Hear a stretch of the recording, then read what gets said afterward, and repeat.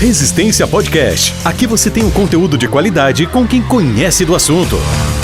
Entrevistas exclusivas, convidados especiais, discussões de artigos e muito mais sobre todo o esporte de endurance, natação, corrida, ciclismo e triatlon. Apresentação, professor Sandro Rodrigues. Salve, salve amigos do Resistência Podcast! Estamos de volta para mais um episódio da quinta temporada do nosso Resistência Podcast. Então, 4 anos no ar com conteúdos todas as quartas-feiras, tanto no YouTube quanto no Spotify também. E hoje um episódio muito especial. É especial pelo calibre do convidado que vem aqui também, mas muito mais do que também, além do profissional que eu tenho admiração, eu fui me aproximando dele nos congressos, nas palestras, e a gente tem se encontrado Verdade. bastante aí, e tem tido papos muito agradáveis, muita empatia também. E assim, podia escolher qualquer temática aqui que a gente gosta de coisas afins, troca artigo nos aeroportos. Então, seja muito bem-vindo, Santiago Paes, que honra você para cá. É um prazer tê-lo aqui. Até convidei a Marcela Bettoni, minha fiel escudeira, que também já classificou para o Mundial de Ironman, já se Que destacou lá. massa. Então, além de uma excelente profissional, ela é atleta como eu. Então, para te colocar num bate-papo aí sobre a nutrição no Endurance. É isso, meu irmão. Fala um pouquinho de você brevemente, que é a primeira vez que você está aqui no podcast, né? Tanta gente já passou. Então dá uma resumidinha e dá suas boas-vindas ao pessoal que nos ouve e nos assiste aí. Fala, pessoal. Obrigado pelo carinho. Uma honra estar aqui com vocês. Obrigado, Sandro. Obrigado, Marcela. Obrigado a todos que estão aqui nos escutando. Eu fico muito feliz quando eu tenho as oportunidades da gente, de alguma forma, interagir, responder algumas questões, ou até mesmo discutir de uma maneira respeitosa, né? Porque se nós fizermos respeitosamente as nossas defesas de posicionamento, eu acho que a gente só tende a crescer, não é? Eu sou Santiago Paes, eu sou basicamente uma cidade do interior de Minas Gerais, chamada São Lourenço. Me mudei para Juiz de Fora para fazer a faculdade, iniciei meus estudos na Faculdade Federal de Juiz de Fora, fiz a faculdade de Educação Física, depois fiz especializações na área de reabilitação cardíaca e atividade física na saúde, ciências do treinamento esportivo. Havia necessidade de implementar também o componente nutricional às demandas de treinamento. Então, como Juiz de Fora é uma cidade que ela tem uma boa logística para se estudar, e eu estava querendo fazer o mestrado e o doutorado, eu imaginei, poxa, se eu fizesse um aproveitamento do meu tempo, já que eu estou aqui nesse local, talvez a gente vai aproveitar o bem mais precioso que a gente tem, que é o tempo, né?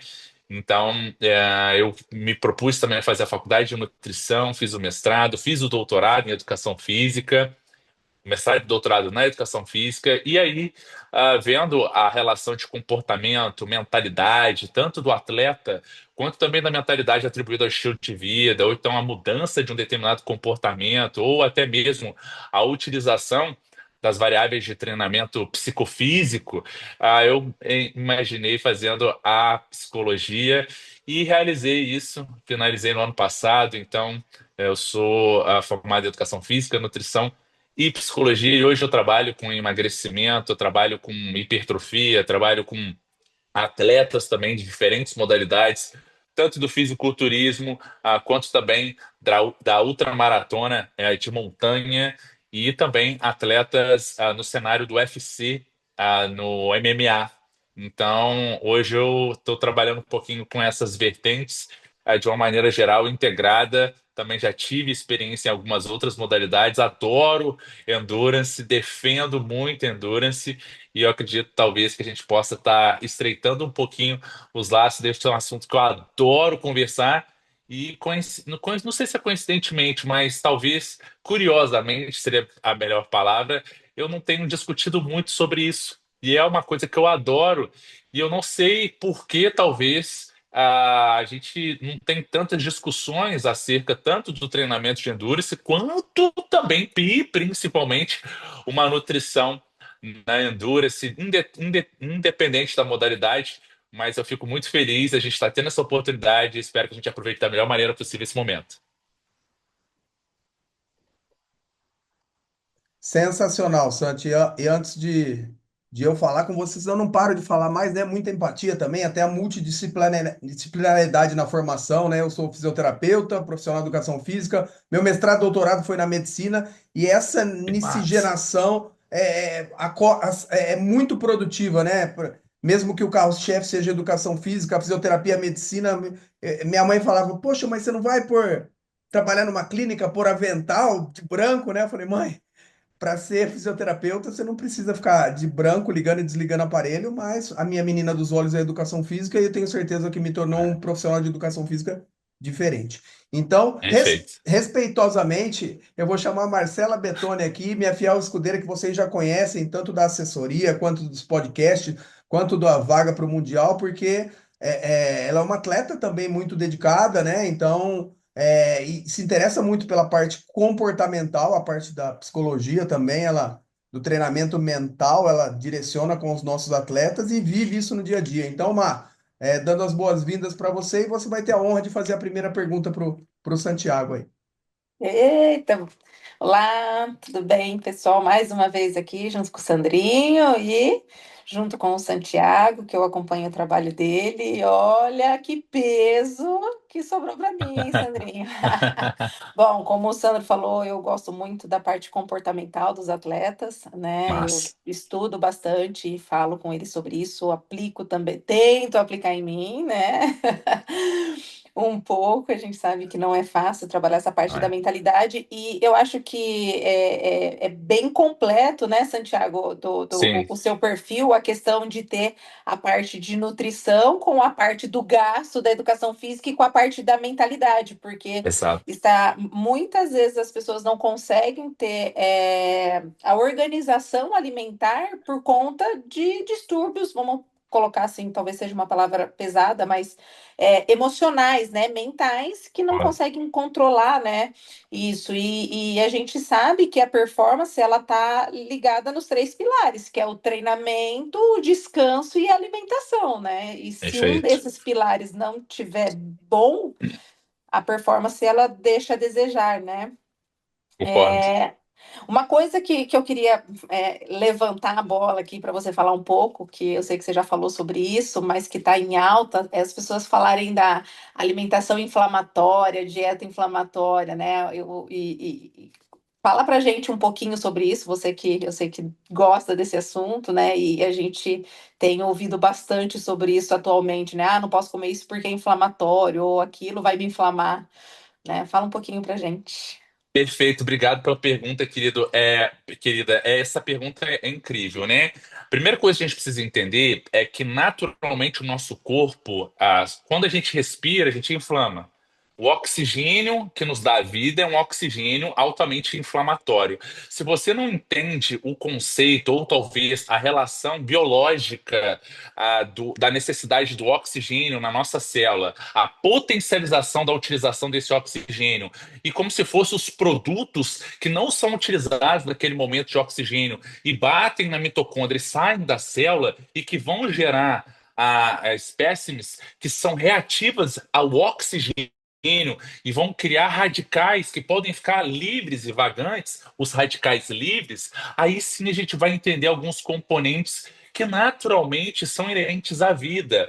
Então, quando eu respiro, eu basicamente estou desencadeando uma resposta no qual o meu corpo ele precisa, por um mecanismo de balanço, neutralizar essa resposta oxidante. Se você aumenta a oxidação, você aumenta os radicais livres e, consequentemente, você está aumentando o quanto você vai estar vulnerável a esses radicais livres. Só que tem um detalhe: o treino, naturalmente, ele vai inflamar teu músculo durante a contração muscular, especialmente quando você tem uma carga de oxigênio aumentada, como é o caso dos esportes, das modalidades de endurance, mas naturalmente você cria com esses estímulos as defesas proporcionais a isso, que são as nossas defesas antioxidantes, e especialmente do ponto de vista de treinamento, são as enzimáticas, glutationa peroxidase, superóxido dismutase e catalase, que vão fazer com que o balanço redox neutralize isso. Naturalmente, eu preciso de um tempo também, a depender da magnitude do estresse oxidativo que eu implementei. Se eu estou fazendo um volume de treino muito alto, por exemplo, de uma maratona, eu necessariamente preciso de um tempo maior de recuperação, porque o estresse oxidativo durante aquela prova foi maior. E aí que tá. Eu posso vir neutralizando isso naturalmente com as defesas que eu fui desenvolvendo ao longo do meu treinamento, e, obviamente, atrelado também a uma boa noite de sono, ou até mesmo dias atribuídos ao controle emocional, porque a gente sabe que se a gente fica mais estressado, ou até mesmo mais vulnerável às questões emocionais, a gente pode reduzir um pouco a nossa imunidade. Então, isso precisa ser levado em consideração. Só que, paralelamente, a depender da magnitude desse estresse oxidativo ou dessa carga oxidante do treino, eu posso potencializar essa resposta com a alimentação. Existem agentes hoje que são considerados antioxidantes que, junto com as enzimas que são potencializadas com o treinamento, auxiliam nessa redução oxidante. Então, a gente tem vitamina E, por exemplo, das castanhas do Pará, por exemplo, nós temos a própria vitamina C, nós temos o selênio, um mineral muito interessante que atua como antioxidante, que vão auxiliar nessas vias. Só que aí, voltando para o entendimento do que a gente acabou de falar, será que existe uma dieta anti-inflamatória nesse ponto? A literatura hoje ela não considera que existe um alimento isolado que causa uma inflamação ou também uma repercussão da capacidade anti-inflamatória, porque quando a gente está falando do sistema imune, a gente está falando de um sistema multifatorial.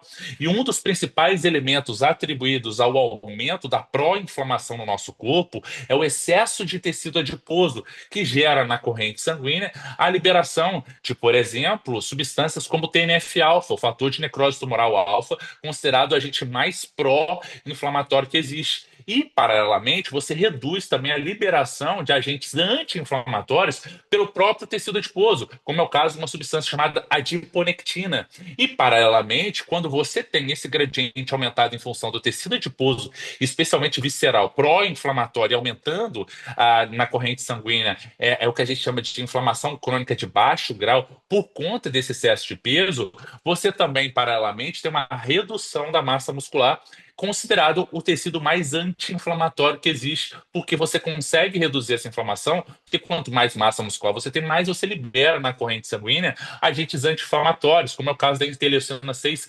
muscular. Se for uma interleucina 6 do tecido adiposo, ela é mais pró-inflamatória. E aí que tá, se você emagrece, se você reduz o principal tecido pró-inflamatório, você está desinflamando o teu corpo, porque você reduz o maior gatilho pró-inflamatório que existe. Santiago, mas veja bem, existem alimentos dos quais a gente vai ter uma capacidade maior de vulnerabilidade ao estresse oxidativo, como é o caso dos produtos de glicação avançada. O que são isso? Se você tem uma glicemia alterada de jejum, você deixa teu corpo vulnerável a que esse oxigênio fique nessas partículas de glicose e aumente a glicotoxicidade do processo e até mesmo vulnerabilizando a articulação, tecidos não contráteis que quando são vulneráveis à infiltração dessas partículas de glicose, aumentam de consideravelmente esse estresse aí agora de glicosilação em razão desse excesso de glicose na corrente sanguínea. No entanto, quando a gente está fazendo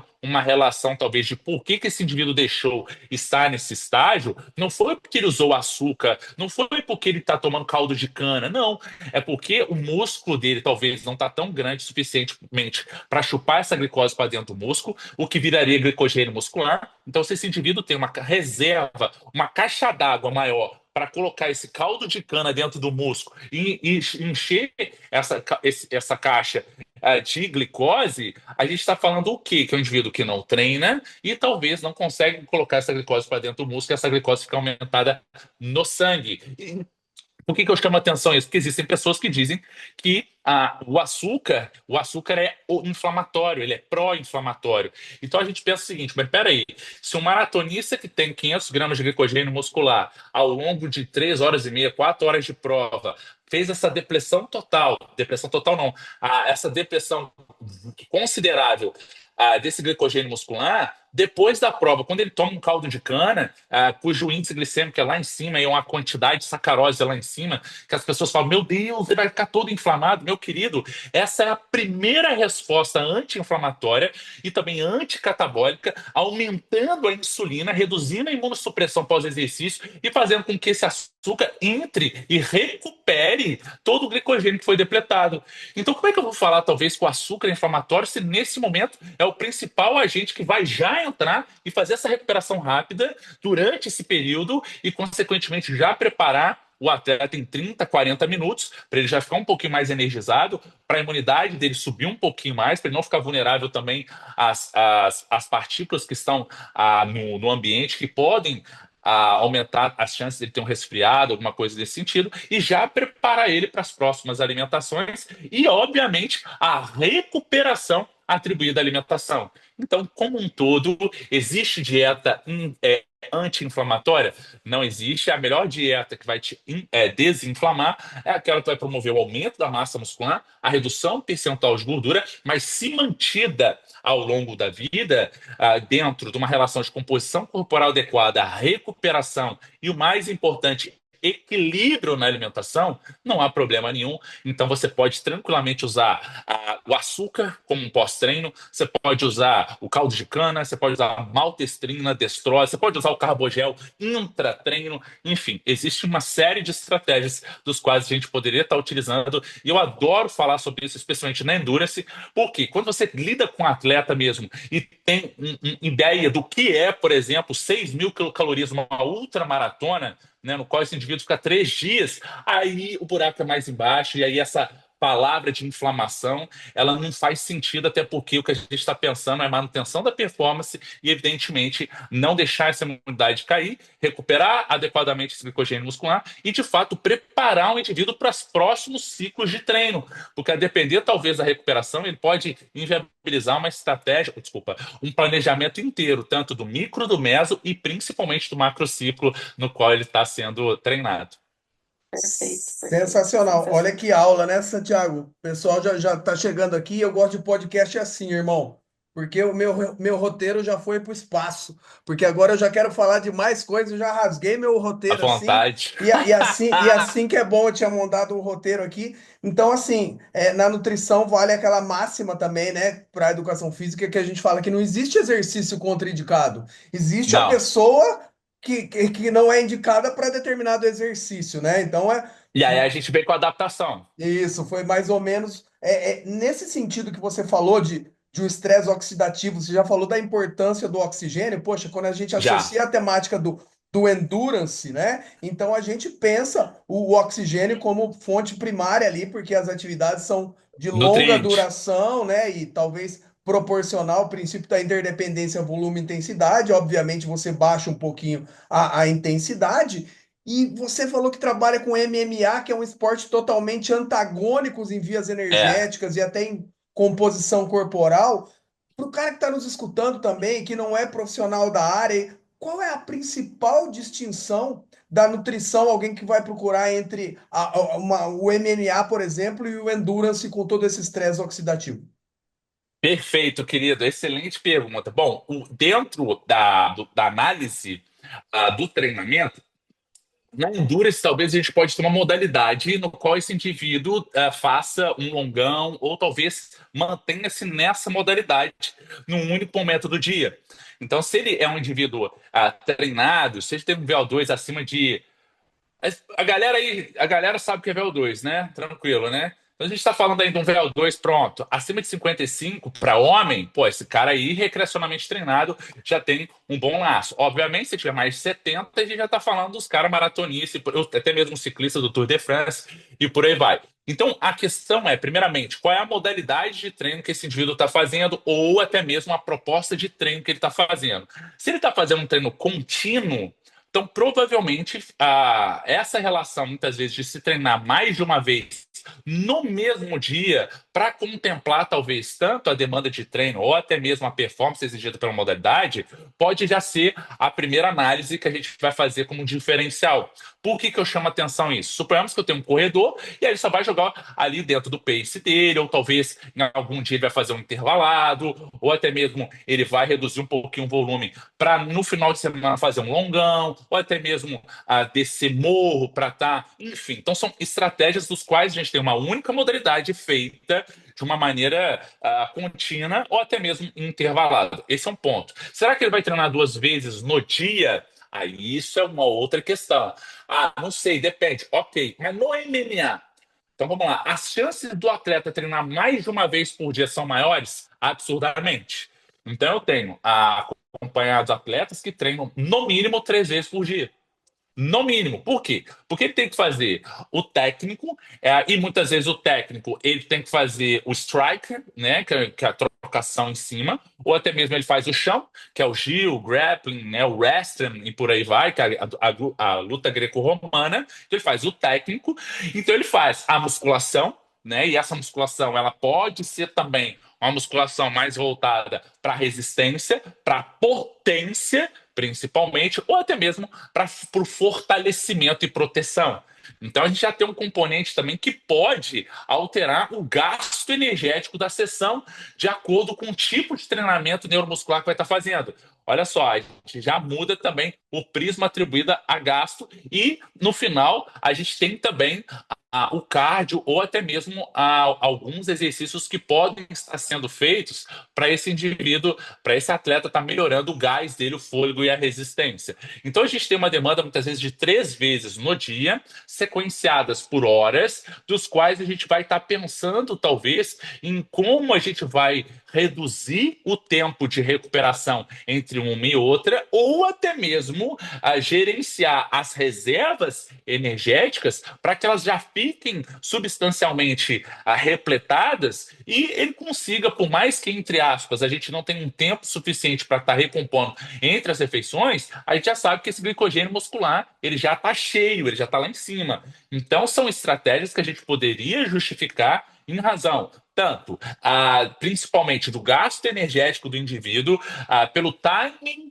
tanto do treinamento quanto das refeições e também da elaboração de princípios dos quais a gente vai acelerar essa recuperação, principalmente utilizando estratégias alimentares para estar melhorando essa recuperação. Por exemplo, hoje a gente sabe que por mais que a gente utilize o carboidrato como um macronutriente de recuperação, a literatura nos traz que se a gente misturar os 3 tipos de monossacarídeos, a gente consegue recuperar até 50% mais rápido o glicogênio muscular, ou até mesmo sair de uma relação de 1 grama por minuto de recuperação, desculpa, de absorção de glicose em se tratando de recuperação para 1,5. Isso é sensacional, porque talvez você aumentaria essa velocidade no qual você está recuperando. Ou seja, ao invés de colocar 1 grama de glicose por minuto, você teria mais ou menos 1,5 quando você utiliza os 3 tipos de monossacarídeos: glicose, frutose e galactose. Então, talvez pensando num pós-treino de recuperação, no qual já vai me preparar para o próximo treino num curto espaço de tempo, utilizar derivados do leite junto com uma fruta, ou até mesmo junto com a glicose, mel, caldo de cana, melado, poderia ser uma estratégia muito interessante para você utilizar os 3 múltiplos transportadores e ainda recuperar. Fazer uma vitamina com leite, a gente sabe também, eu adoro isso, a gente sabe que o leite, tem um estudo de Malgan et al. 2016, que é a Milk Hydration Index, que é o índice de hidratação do leite, que é considerado, o leite é considerado uma das bebidas mais reidratantes pós-exercício, quando comparado, por exemplo, com o isotônico, porque 90% do leite é água, e você tem também o carboidrato do leite, né? Você tem a galactose, e também você tem algumas proteínas que auxiliam nesse processo de recuperação e até mesmo a recuperação do sistema imune, como as imunoglobulinas. Obviamente, a gente tem outros minerais também, como o cálcio, que podem estar mediando isso. Então, o leite, principalmente o desnatado, ele é considerado uma das mais interessantes bebidas reidratantes. E, paralelamente, alguns estudos sugerem que até mesmo quando você mistura o leite com a sacarose, com açúcar, como por exemplo o todinho, a gente pode utilizar ele sim como uma bebida de recuperação no pós-treino, e especialmente porque você vai trabalhar com esses múltiplos transportadores.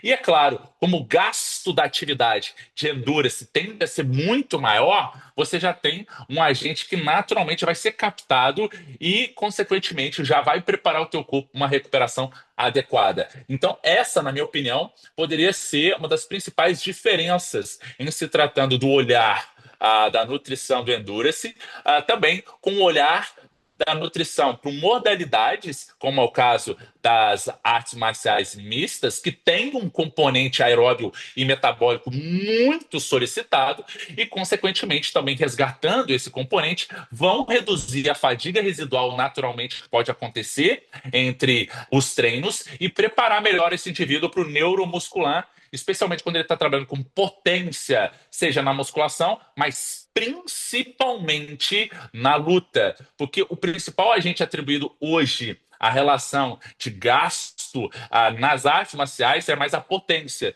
E o atleta precisa da potência para ter um soco rápido, um chute rápido, ou até mesmo a mudança de posição para sair de uma guarda. Então é muito interessante a gente entender que o trabalho de potência e, consequentemente, esse trabalho de recuperação dos sistemas bioenergéticos vão contribuir para a recuperação ótima do atleta. Sensacional, Santiago. E aí a gente pode trazer à tona o nosso treino de hoje, né, Mar? Então, assim, quando a gente lança a mão do triatleta, então hoje, poxa, se hoje eu treinei as 4 modalidades, cara, no dia, porque Pronto.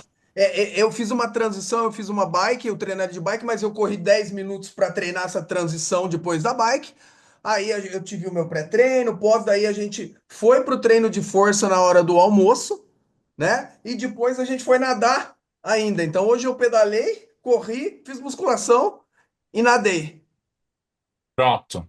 Então, se você fosse analisar dentro de um contexto de periodização, até mesmo a gente poderia falar que isso se caracteriza como um mesociclo aí, a depender das condições de choque. Porque você está fazendo 4 componentes. Agora a questão é, se você diluir um pouquinho isso na duração ou na intensidade, aí a gente já pode passar naturalmente para o mesociclo tranquilamente ordinário, como já sendo feito. E outra, né, Santi? Depois é muito importante, e eu já vejo que vê se você concorda comigo, que o nutricionista é bom e diferente. Quando os meus atletas, a gente tem mais de 300 pelo mundo inteiro aí, e aí quando o nutricionista ele vem e pede a distribuição de carga semanal, porque assim, o que você falou é muito relativo, né? Então, pode ser que todas Total. tiveram características de treino leve, de rodagem, e aí é super de boa, né? Então, assim, quando que é o dia de treino de limiar de VO2 ou é só uma rodagem baixa para não É... perder? Como foi a sua natação? A interconexão de cargas e a Total. nutrição tem tudo a ver com isso, não tem? Tudo a ver. Tudo a ver. E aí, já fazendo uma pincelada no que você falou, aí vem a minha crítica. A minha crítica e também, por um outro lado, ao enaltecimento dos profissionais diferenciados. As diretrizes em nutrição, especialmente na endurance, elas são muito vagas. Elas são muito vagas. Se você for analisar, elas categorizam muitas vezes os atletas por horas de prática semanal. Você só falar de horas sem a relação de intensidade, na minha opinião, não faz sentido nenhum. Presume-se talvez que pode ser horas em zona um de treinamento. Aí a gente vai brincar, né? Mas beleza, poderia ser? Poderia. Se a gente for pensar talvez em tempo em zona 3, né, ou zona 4, aí já tem um outro panorama. Mas independente disso, essa é a primeira coisa. Ok, e o segundo ponto, e se você for analisar, por exemplo, a diretriz tanto do American College ou até mesmo do Australian Institute Australian Nutrition Institute, ou até mesmo do IOC, né, da International Olympic Committee, você vai ver que eles basicamente parece que eles contam C, contam V de um de outro, que traz, por exemplo, olha a minha discussão, que atletas que fazem mais de 20 horas por semana de endurance, você pode trabalhar com 7 ou até mesmo 12 gramas de carboidrato por quilo de massa corporal. Meu querido, porra, você tá colocando um intervalo de 5 gramas de carboidrato entre 7 e 12 e tipo assim, vai a Deus dará e vai vendo. Cara, aí que tá. Se você fica vulnerável talvez a esse range, acabou.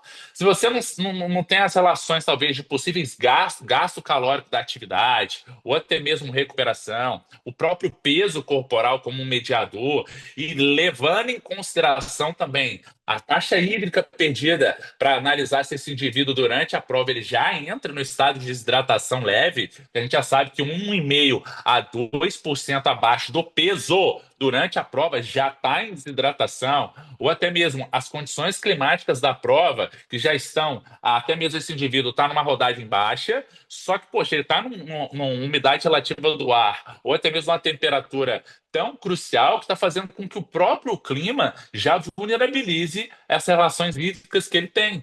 Então, eu consigo fazer uma mediação, muitas vezes, do peso, mas levando em consideração também a flutuação desse peso por conta das questões climáticas da prova ou até mesmo do ciclo menstrual da mulher. Isso faz muita diferença também, ou até mesmo no conteúdo de carbo na dieta. A gente sabe, por exemplo, que atletas aceto-adaptados, ou até mesmo atletas em low carb, têm uma flutuação menor desse peso, até porque a gente sabe que precisa de 13 gramas de água para colocar 1 grama de glicogênio muscular no músculo, e também a gente tem, muito importantemente associado a essa relação do peso, o consumo de sódio. A gente tem dietas com sódio que podem estar auxiliando muitas vezes na taxa de reidratação ou até mesmo na taxa de perda hídrica, mas você tem que levar em consideração essa flutuação de peso. E aí, só para já dar, porque eu acho legal se a gente está falando aqui, mas não dá às vezes uma pílula do conhecimento. Existe um estudo muito legal que comparou a galera que fazia 600 gramas de frutose, desculpa, 600 gramas de fruta na dieta por dia.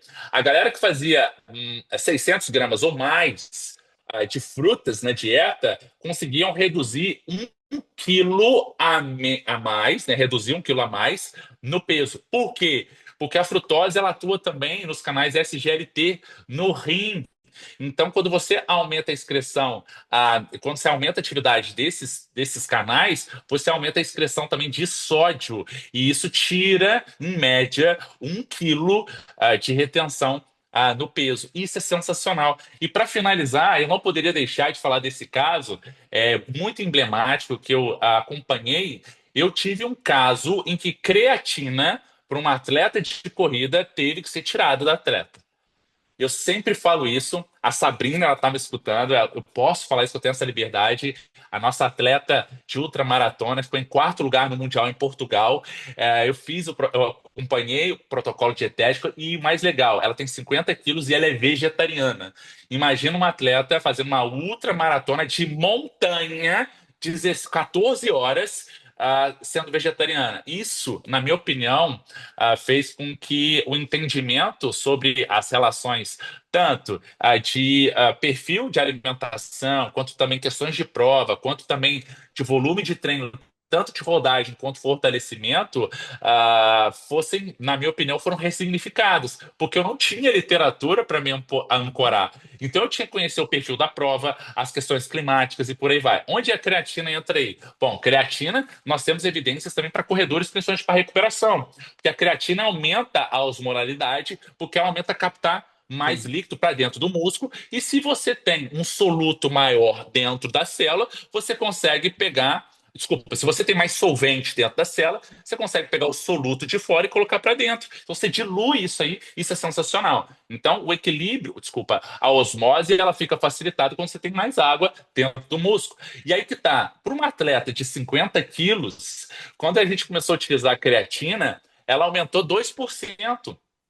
Desculpa, ela aumentou em 2 quilos o peso dela. Então ela teve 2 quilos de retenção intramuscular de líquido. Aí você fala, poxa, que beleza para recuperação, é ótima. Agora pensa Nossa. comigo, 50 quilos, 2 quilos, isso aí é quase 3% ou 4%, alguma coisa assim, talvez.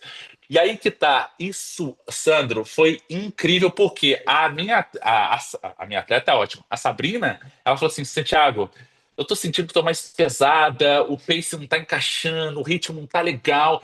E eu falei assim, cara, o feeling do atleta é incrível. Quando ele vai sentindo, cara, não tá encaixado, eu acho que eu tô um pouco estressado hoje, eu acho que eu preciso dormir um pouquinho mais, a cafeína bateu errado, enfim, várias percepções. E ela falou que tava sentindo que eu não tava tão encaixada, ela tava sentindo pesada. E aí, quando a gente foi analisar, falou, poxa, será que é essa creatina? Caramba, olha só que incrível. Nesse ponto, para um atleta que roda 10 horas, 12 horas de corrida, imagina ela estar com esse incremento de carga adicional. E aí nós tiramos a creatina e aí conseguimos melhorar essa retenção e num custo-benefício por conta desse volume mais alto, isso foi muito importante para ela. Então é um caso no qual a gente sabe que a creatina é um dos suplementos mais bem recomendados e orientados, mas qual o contexto? E com o que que você está trabalhando? Então, esse é um caso que eu sempre vou falar que ressignificou tudo e trouxe ainda mais a pergunta: para quem, como, onde e com qual finalidade? Sensacional, ó. Encaixa perfeitamente com a minha próxima pergunta, mas depois eu volto, Marcela, sua vez, que tá incrível, velho. Não, eu tô rindo aqui porque vai dar muita gente ouvindo o podcast e falando assim, eu tô gorda por causa da creatina. Agora tudo fez sentido! É, Agora eu entendi porque. Agora eu entendi porque eu não emagreço, a culpa é da se creatina. faltava álibi, né? Pois é, agora é creatina. Você vai ver, vai chover, gente parando de tomar, vai falir a indústria da creatina. Ai, ai. Brincadeiras à Vai daí, parte, Mar. mas a gente sabe que pode Imagina. acontecer. Santiago, vamos lá. Não, tá muito legal. Tem muita coisa para perguntar, mas o que é incrível assim de estar ouvindo e ter, né, a parte prática de acompanhar os atletas é que assim muitos atletas por falta de acompanhamento de um bom profissional ou até mesmo por não ter um profissional por trás, né, e fazerem provas de longa duração. é, Eles acham que, eu vou só suplementar, eu vou só tomar o gel, ou seja, uma bananinha, uma rapadura, a hora que me der fome, né? E aí é um ponto e a mesma coisa com a hidratação, né? Só vou hidratar a hora que me der sede. E aí, a hora que você vai fazer Massa. isso, o corpo já não vai conseguir suprir o que está negativo, porque você está andando com o corpo já sem combustível. Né? Isso acontece muito aqui com os nossos atletas. A gente pede, orienta, não, mas você precisa comer acima de. Passou algum tempo de treino. Mas precisa, uma horinha só de treino eu preciso, né? E acho que isso acontece muito. Fala um pouquinho sobre isso, sobre a Total. absorção. Eu acho que no Perfeito. endurance é fundamental isso, né? Perfeito, Andar querida. com o tanque cheio. Eu falo que precisa andar com o tanque cheio Você sempre. está certíssima, você está certíssima. Primeiramente, eu costumo dizer que existem hábitos gatilhos, tá? E hábitos angulares. Como psicólogo, eu começo já a identificar talvez a fala de alguém, ou até mesmo quando esse indivíduo começa a ficar um pouquinho vulnerável, não, desculpa, ele começa a sucumbir a alguns hábitos, algumas necessidades que ele precisava estar contemplando, e quando ele já começa a trazer para mim um discurso que ele está falhando aqui, você pode ter certeza que nos outros componentes provavelmente ele vai estar falhando. O que que eu estou querendo dizer? A pergunta, como é que está a sua ingestão hídrica? Ou como é que você bebe água no dia? E essa pessoa fala assim, nossa, eu preciso melhorar isso. Pode ter certeza que ela provavelmente está falhando na dieta e provavelmente já está falhando no treino e principalmente na recuperação. Por quê? Beber água é treino, beber água é organização. Porque quando você está com sede, você já está com um sinal tardio de desidratação. E já está errado. Se você consegue se organizar para colocar o teu copo de água, ou talvez está se policiando, poxa, eu não bebi água, e ir levantar e beber água, você organizacionalmente, você já está se preparando no dia, independente do que acontece no seu dia. Você já está preparado. Nossa, nem vi o tempo passar. Meu Deus, nem bebi água hoje. Não, se você não viu o tempo passar e você está vivendo no piloto automático, provavelmente quando você precisa ser voluntário ou seu sistema voluntário precisa funcionar, não vai estar funcionando. E aí que tá, do mesmo ponto de vista de hidratação, eu já vou finalizar, mas só fazendo um paralelo, isso serve para o sono. É mais importante você dormir nos mesmos dias do que acordar nos mesmos dias. Por quê? Dormir nos mesmos dias depende de organização. Depende de organização, por exemplo, o meu pré-treino, se eu uso pré-treino, ele precisa respeitar a janela da cafeína. A gente sabe que a gente tem uma janela de cafeína de no mínimo 9 horas entre o último momento do dia que você toma e o horário que você vai dormir.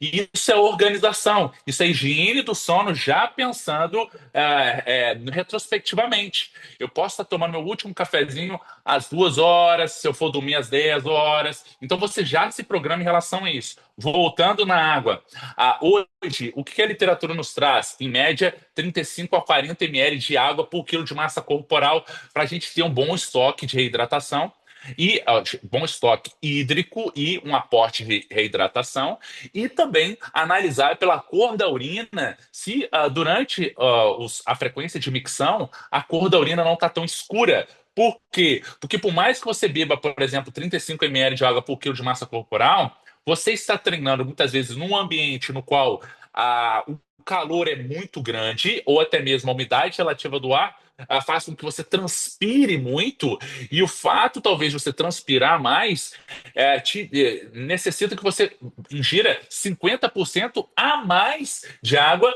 em razão das relações de prova. Então você tem que estar monitorando isso também. Outro ponto importante que também vai junto com essa relação são as fezes. Se você tem um controle de esfíncter que muitas vezes está doendo, ou talvez você tenha dificuldade para defecar, isso pode estar diretamente associado a uma taxa de hidratação mais baixa sua.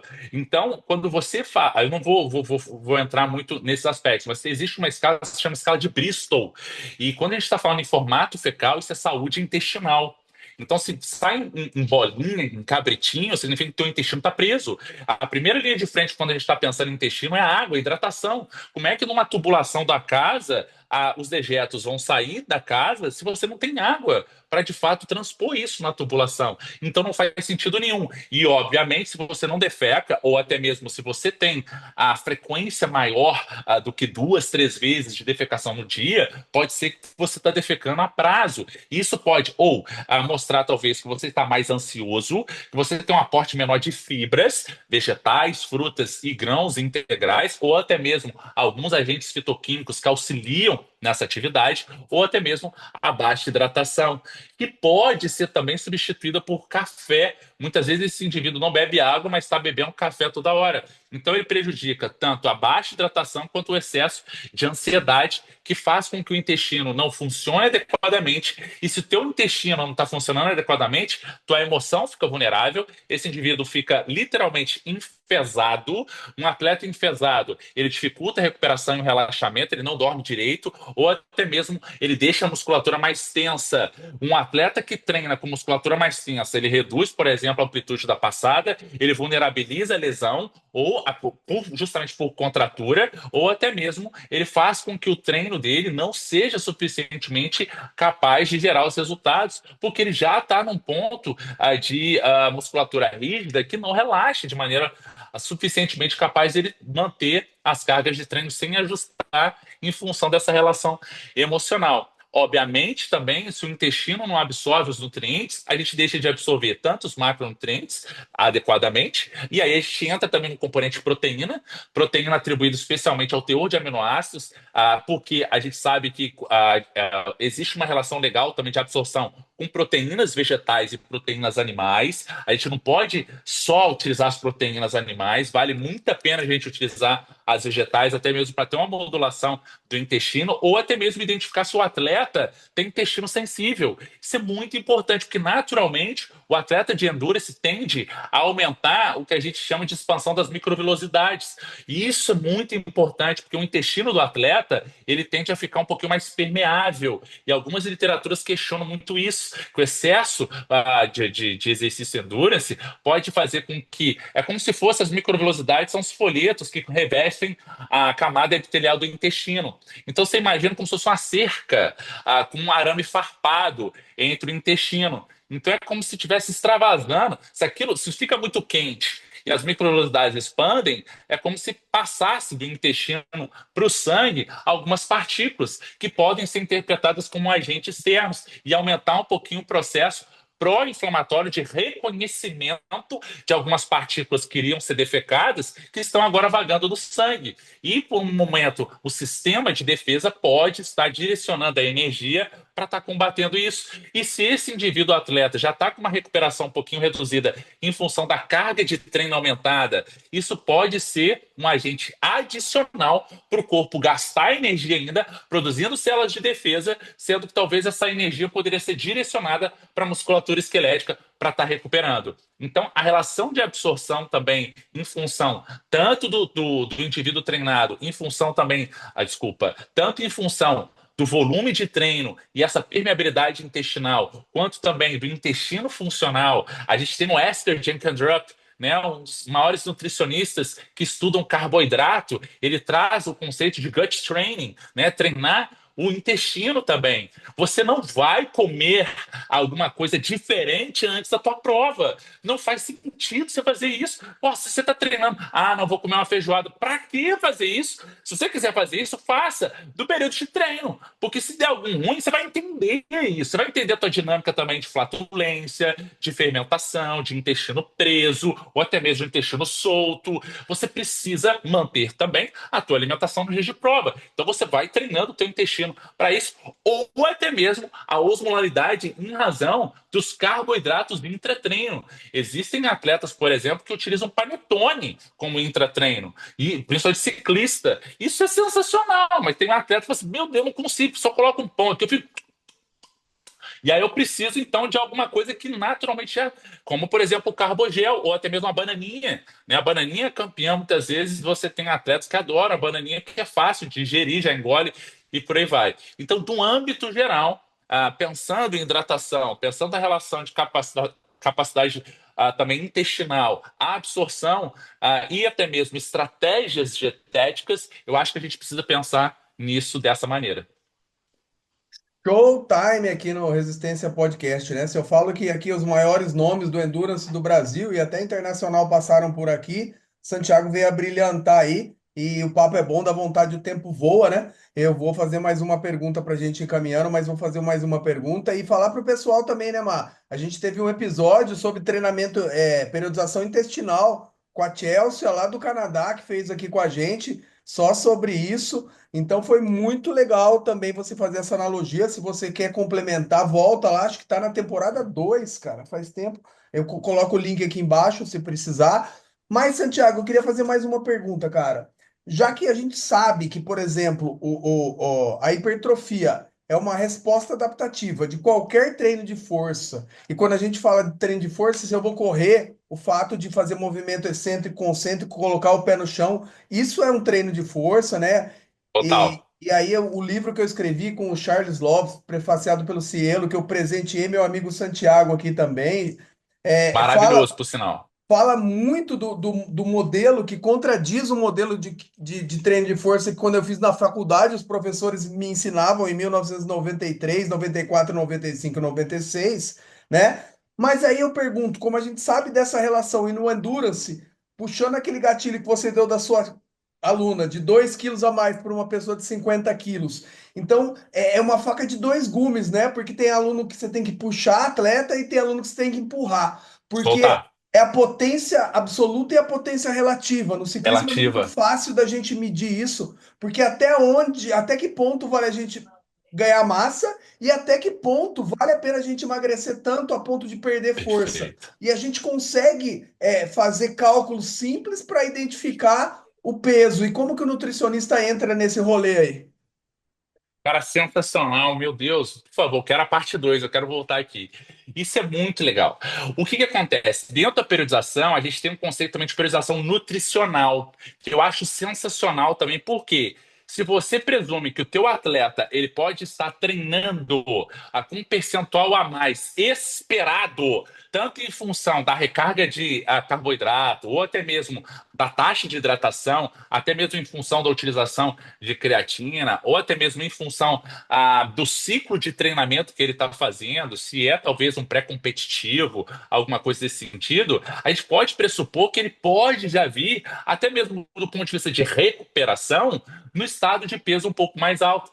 E isso deve ser levado em consideração, por quê? Porque a gente sabe, como você bem mencionou, numa corrida, a gente tem uma melhora do pacing também em função da redução do peso corporal. Aí a questão é, poxa, será então que é interessante eu estar reduzindo esse peso para deixar esse atleta mais levinho e ele render mais? Não necessariamente. Porque, como você falou, é uma faca de dois gumes. Por quê? Eu posso estar com esse indivíduo muito mais nutrido, ele está um pouquinho mais pesado, por exemplo, que a gente sabe aqui com o glicogênio muscular cheio, esse indivíduo tranquilamente pode aumentar em 1,5 kg até 2 quilos, porque a gente sabe que a gente precisa de 3 gramas de água para colocar 1 grama de glicogênio muscular. Os atletas de endurance muito bem treinados, a literatura coloca em 714 gramas de glicogênio muscular. 714 gramas de glicogênio muscular, esse indivíduo tem quase 3.000 quilocalorias só de glicogênio no músculo.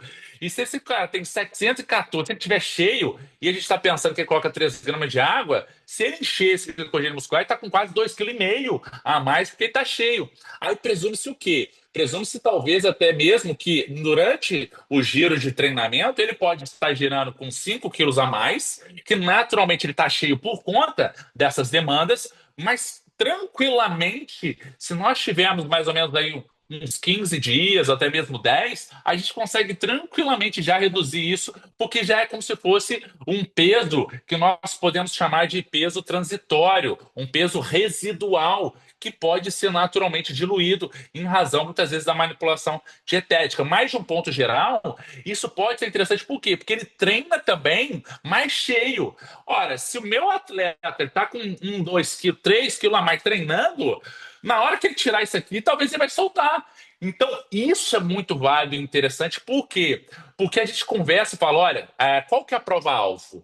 Santiago, olha, eu estou querendo a maratona de Buenos Aires por aí, em setembro. Beleza. Então a gente tem agora junho, julho, agosto, setembro. Nós temos 4 meses. Não vejo problema nenhum você treinar até, por exemplo, esses 2 primeiros meses com 3, 5% a mais de peso. Obviamente que seja um peso controlado, especialmente quando você está pesando em jejum e também com a tua silhueta e manutenção do percentual de gordura, não tem problema nenhum. Ou até mesmo presumindo que a gente pode, depois dos 2 meses, ir diluindo esse fracionamento com um déficit calórico na dieta, mas necessariamente fazendo com que o componente proteico seja um pouco aumentado para você não perder tanto essa massa muscular. No entanto, a digestibilidade ela entra na jogada. Então, eu posso selecionar necessariamente as fontes de proteína que não interfeririam no processo de digestibilidade e nem durante o treinamento. Então, a gente pode optar, por exemplo, por colocar 2 a 3 doses de whey protein como uma estratégia legal. Isso, obviamente, a gente não está falando da relação financeira da dieta, mas em relação de digestibilidade, pode ser algo interessante. Digestibilidade não significa que vai ter mais massa muscular, não vai significar nada. E, obviamente, você tem um componente adicional também desse peso, que agora, sendo diluído, esse indivíduo chega no segundo ciclo de treinamento um pouco mais leve, mas já com essa adaptação que ele teve nesses 2 meses que antecederam essa fase, com 3, 4 quilos a mais. E, na pior das hipóteses, a gente pode pensar, por exemplo, em reduzir, no caso, a creatina até 20 dias antes da competição, que alguns estudos sugerem para você tirar essa creatina 3 semanas sem usar, você já vai tirar essa creatina e possivelmente essa retenção, ou até mesmo já trabalhar com outras estratégias que possam justificar tanto a recuperação e o aporte de proteína pensando nessa manutenção ou na redução da perda de massa muscular, porque toda dieta hipocalórica ela faz você reduzir o percentual de gordura, mas também deixa vulnerável à massa muscular. E até que ponto talvez a gente quer manter isso, porque a massa muscular, funcionalmente falando, é um tecido que a gente gostaria de preservar. Então, eu acho muito legal essa relação que você mencionou e também de entender que os ciclos de treinamento, até mesmo em potência ou velocidade, ou até mesmo os aeróbicos como um todo, por mais que a gente tenha uma resistência constante, influencia também nas vias, por exemplo, de estresse metabólico, que vão auxiliar também, junto com as vias de tensão mecânica e pouca coisa, mas ainda vai ajudar dano muscular em todo o componente atribuído à recuperação dessa musculatura e hipertrofia como um todo. Então faz todo sentido o que você falou, e a gente poderia estar pensando mais ou menos dessa maneira.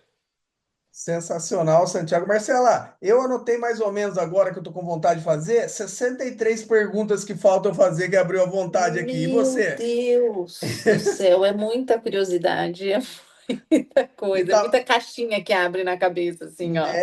e tá muito Não, bom, Santiago. Nossa Senhora, mas vamos deixar o gostinho de quero mais na turma aí, porque foi sensacional. A gente À já fez vontade. um brinde aqui de tempo extra, mas que legal. Eu tenho certeza que vai ser. Se vocês gostarem, vocês comentem aí que a gente traz o homem de volta, porque eu tenho muitas coisas assim para trocar, porque muito foi uma legal. aula, foi muito legal. Eu queria te agradecer, te parabenizar, meu irmão. Imagina, Pedir para que imagina, você deixe os seus canais de contato, porque quem te escutou agora já sabe que você é essa biblioteca humana aí, que esse cara é um imagina. bem onde te acha, você atende também, além de palestrar, você atende à distância, remoto.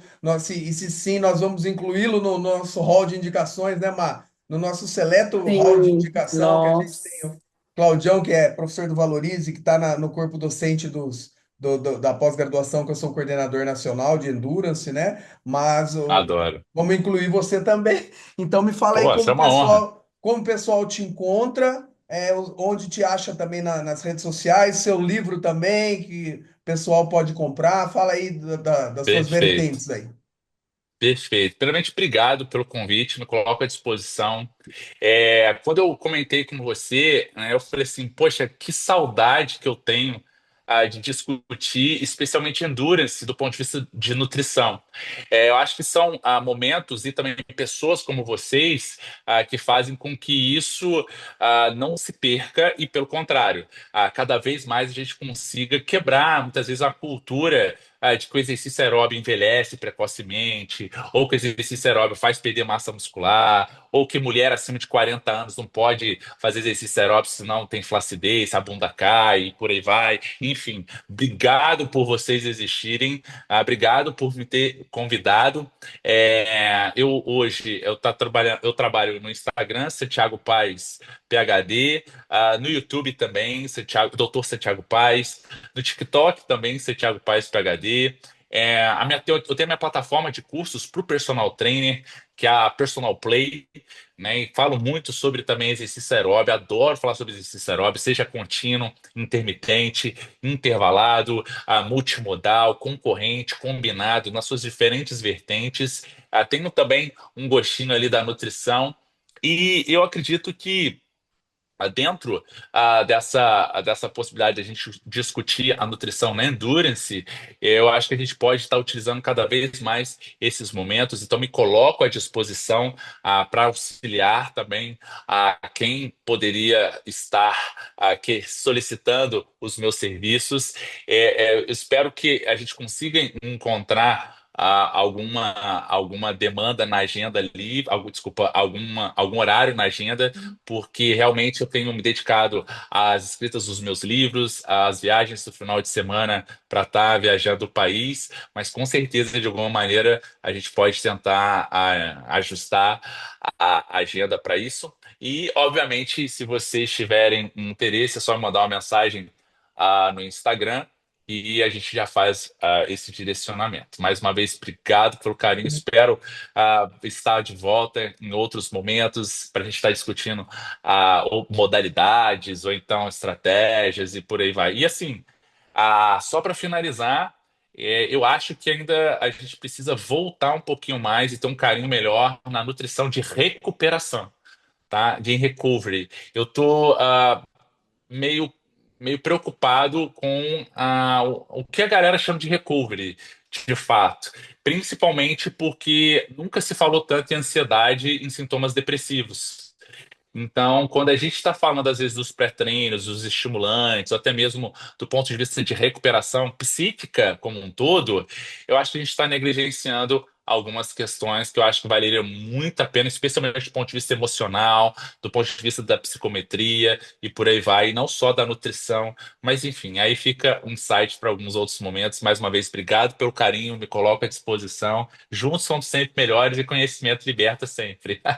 Sensacional, Santiago. Obrigado Demais. de coração, meu irmão. E assim, ó, vou te levar uma camiseta da assessoria e olha a camiseta que o homem tá Boa. aí, ó. Eu respeitosamente eu vou querer uma dessa, tá bom? Por Marcela, favor.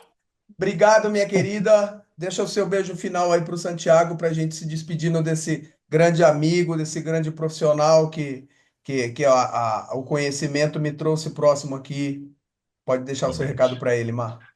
Obrigada, Santiago, por compartilhar com a gente um pouquinho do seu conhecimento. Com certeza teremos mais, né? E obrigada, Sandro, por me convidar para participar do podcast. Você sabe que eu sempre gosto.